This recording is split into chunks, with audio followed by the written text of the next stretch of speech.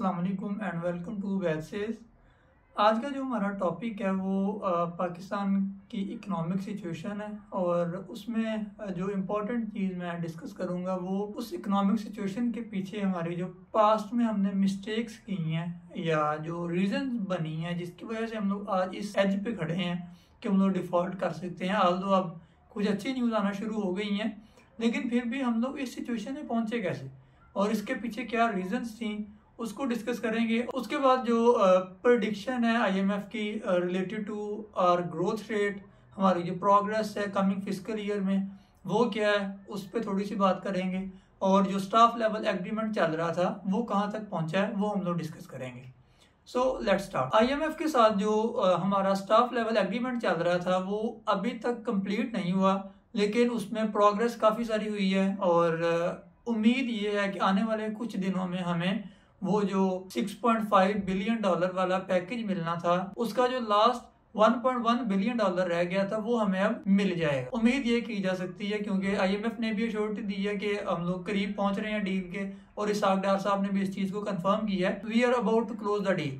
Aldous उससे पहले उनका जो यूएस का विजिट था वो कैंसिल हो गया था क्योंकि उनमें उसमें कुछ 4-5 मीटिंग्स थी जिसकी अपॉइंटमेंट इनको नहीं मिली। इन दी एंड फिर वो एक मीटिंग जो आईएमएफ के साथ होनी थी वो मीटिंग जूम पे अटेंड की और उसके रिजल्ट में फिर इन्होंने बाद में स्टेटमेंट दी कि हमारा जो एग्रीमेंट है वो काफ़ी क्लोज है और हम जल्दी डील साइन कर देंगे।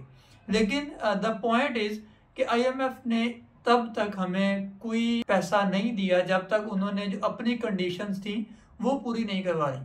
और उनकी कंडीशंस क्या थी? एक तो टैक्सेस वगैरह था, लेवी को ख़त्म करना था, डॉलर का जो कंट्रोल था वो मार्केट को देना था और उसके अलावा फिर उन्होंने कहा था कि हमें जो आपके फ्रेंडली कंट्रीज हैं वो श्योरिटी देंगे, वो भी आपको पैसे देंगे। अदरवाइज तो हम लोग किसी ऐसी सिचुएशन में ही नहीं थे कि हम लोग जो लोन लिया हुआ है या जो लोन हम लोग लेंगे उसको रिटर्न कर सकें। तो उनको उस रिटर्न को इंश्योर करने के लिए उनको ये सारी गारंटीज चाहिए थी और वो जब तक उनको वो गारंटीज नहीं मिली उन्होंने तब तक हमें लोन नहीं दिया। और अब हमें गारंटीज यूएई ने भी दे दी है और चाइना की तरफ से भी कुछ हेल्प आ रही है और सऊदीया का भी उम्मीद है वो भी कुछ हेल्प आ जाएगी।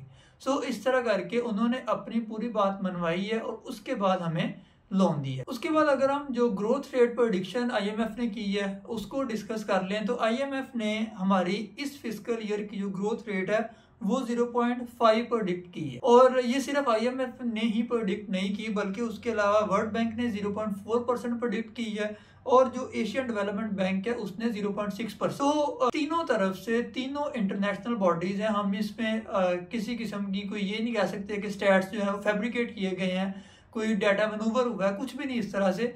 ये काइंड ऑफ ट्रांसपेरेंट है या ये वो बॉडीज हैं जिनकी दुनिया में बात सुनी जाती है। वो ये कह रहे हैं कि आप लोग इस साल ग्रोथ कर ही नहीं रहे, ऑलमोस्ट नहीं कर रहे क्योंकि 0.4% 5% ये कोई ग्रोथ नहीं है। और हम लोग इस स्टेज पे कहाँ से आए हैं जब हम लोग 6% पे ग्रो कर रहे थे। यही वो बॉडीज है जिन्होंने तब भी अनाउंस किया था कि पाकिस्तान 6 to 6.5% के ग्रोथ रेट से आगे चल रहा है। और ये भी याद रहे कि जब पाकिस्तान इस ग्रोथ रेट से आगे बढ़ रहा था उन दिनों पाकिस्तान कोविड से भी लड़ रहा था। उसके बाद पाकिस्तान में फ्लड भी आया जिसमें तकरीबन 1/3 एटलीस्ट जो पाकिस्तान है वो पानी में चला गया था। तो हम लोग इन कैटास्ट्रॉफी से गुजरते हुए भी इस ग्रोथ रेट से जा रहे थे और एम्प्लॉयमेंट वाला इशू हमारा किसी लेवल पे जा रहा था, कोई सॉल्व हो रहा था। फिर जो हमारी टेक्सटाइल इंडस्ट्री है वो बूम कर रही थी। उसके बाद जो लोगों के साथ जिस तरह ट्रीट किया जा रहा था उसमें ये सेहत कार्ड, लंगर खाने और जो पनाह गाहें बनाई गई थी, मतलब ये कि पॉवर्टी को कम किया जा रहा था, उसके लिए कोशिशें चल रही थी, उसके लिए प्रोजेक्ट चल रहे थे। उसके बाद जब रिजीम चेंज ऑपरेशन होता है वो सारी प्रोग्रेस को, सारी ग्रोथ को फ्लिप कर देता है और उसकी फ्लिप साइड में हमें क्या मिलता है जो मैं आपको पहले बता चुका हूँ कि 0.5% हमारी ग्रोथ रेट आ जाती है। तो ये सारे इफेक्ट्स हुए हैं हमारी रिजीम चेंज ऑपरेशन के। और उसका पॉजिटिव इफेक्ट अगर आप कहें रिजीम चेंज का, वो सिर्फ और सिर्फ 2-3 खानदानों को हुआ है। उसमें भी टॉप पे शरीफ खानदान है कि उन पे जो इंडाइटमेंट्स थी, उन पे जो कन्विक्शंस थी, जो केसेस थे, जो corruption, what ever the case में भी वो सारे केस खत्म हो गए और इस टाइम वो बिल्कुल सिर्फ नाम के शरीफ नहीं है, इस टाइम वो कैरेक्टर के भी शरीफ बनते जा रहे हैं। So this is what happened during the past 1 year. अब अगर हम बात कर लेंगे इसके जो बैकग्राउंड में रीजंस हैं, जो मैं कह रहा था कि हमने पास्ट में क्या कुछ किया जिस वजह से ये हुआ है उसमें हम लोग पाकिस्तान बनने पे अगर चले जाएं, जब पाकिस्तान बना था तब से लेके आज तक हम लोग कर्जे ही लेते आ रहे हैं। जो भी गवर्नमेंट आई है, जिसने भी रूल करने की कोशिश की है, उसने कर्जा लेके ही रूल करने की कोशिश की है। और इसकी एग्जांपल अगर हम 1947 में ही देख लें, तब ही द फाउंडर ऑफ पाकिस्तान कायद मोहम्मद अली जिन्ना, उन्होंने पहला कर्जा तब ही ले लिया था। जरूरत थी, नो डाउट, हम नीयत पे नहीं जाते हैं, कुछ इस तरह नहीं, लेकिन बात यह है कि हमने तब एक कर्जा लिया और उसके बाद से आज तक हम लोग 22 IMF से पैकेज ले चुके हैं, जो कि आई थिंक हाईएस्ट है किसी भी कंट्री के लिए। अब IMF से या किसी भी और बैंक से या किसी मुल्क से कर्जा लेने का मकसद जो है वो ये होता है कि आप उस कर्जे को लें, उसको यूटिलाइज करें, इन्वेस्ट करें, कहीं एम्प्लॉयमेंट क्रिएट करें और उसके बाद और वहां से आप पैसा जनरेट करें और जो भी लैंडिंग बॉडी है उसको रिटर्न करें।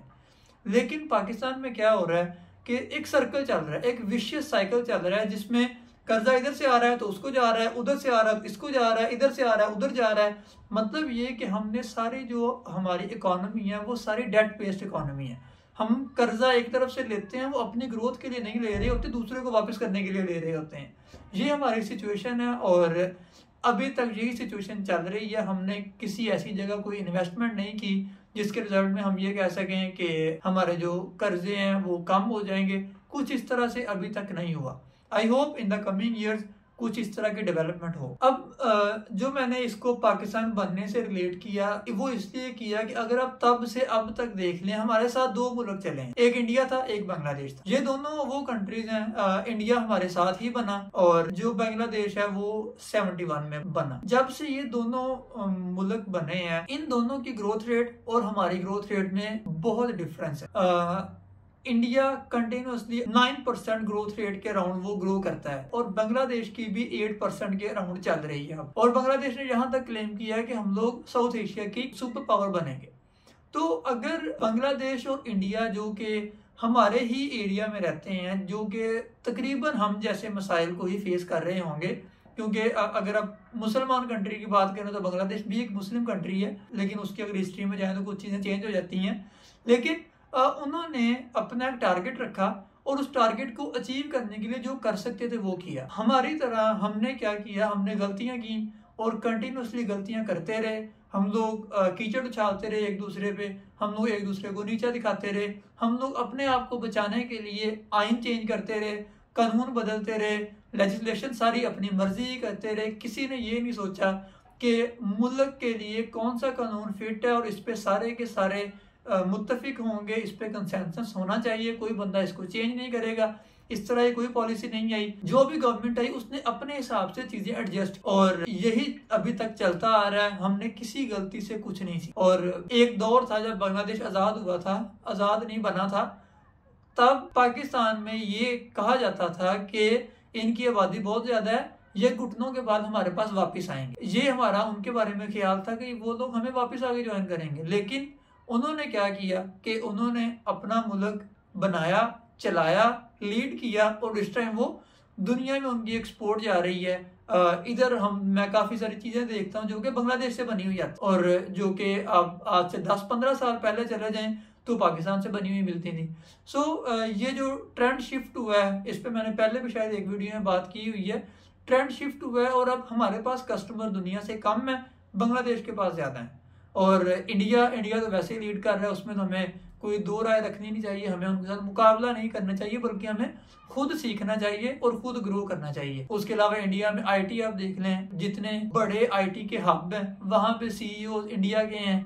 और अभी ट्विटर की भी पिछले दिनों आपने सुना था कि ट्विटर के काफी सारे जो इंडियन एम्प्लॉयज थे उनको फायर किया गया। वो फायर क्यों किया गया वो एक अलग रीजन है, लेकिन at least they were employees in that IT hub. मतलब वो ट्विटर के अंदर एटलीस्ट एम्प्लॉयज तो थे। हमारे पाकिस्तान में कितने एम्प्लॉय ट्विटर में है, कितने गूगल में है, कितने सैमसंग में, कितने आईफोन में, कितने बड़ी कंपनीज में? बहुत कम आपको मिलेंगे, बहुत ही कम। तो सीखा, अपना टारगेट रखा, उसको अचीव किया और फिर दुनिया को बातें की। तो हमने अभी की जो सिचुएशन है हमारी, वो मैं पहले बता चुका हूँ। उस सिचुएशन में भी हमारे प्रोटोकॉल, हमारे जो गवर्नमेंट स्पेंडिंग्स हैं, जो हमारी कैबिनेट है उसकी स्पेंडिंग्स हैं, कैबिनेट के शशके हैं, वो अभी तक कम नहीं हो रहे। आई थिंक अराउंड 84% की कैबिनेट है जो अभी पीडीएम की गवर्नमेंट की है। और उसकी रीज़न क्या है कि मुल्क को वो चाहिए या नहीं चाहिए, लेकिन क्योंकि 13 जमातों का इत्तेहाद है, उस कोalition में हर जमात को राजी करना है।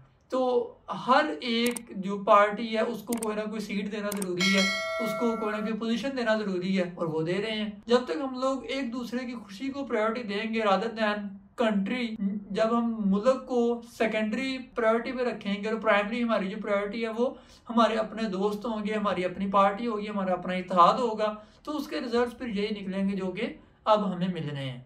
तो अपना ख्याल रखिएगा, अगली वीडियो दोबारा मुलाकात होगी, तब तक के लिए अल्लाह हाफिज़।